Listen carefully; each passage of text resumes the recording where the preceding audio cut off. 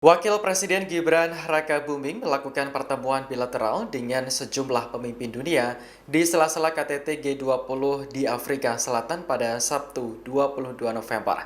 Menurut Wakil Menteri Luar Negeri RI Arbanata Kristiawan, beberapa dari pertemuan itu bahkan diinisiasi oleh negara-negara Afrika.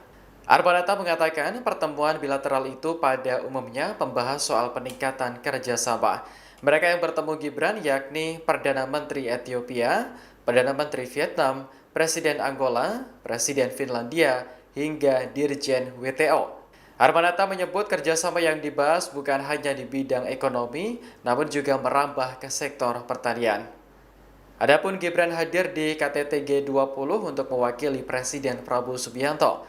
Konferensi ini digelar. Download Tribun X sekarang, menghadirkan lokal menjadi Indonesia.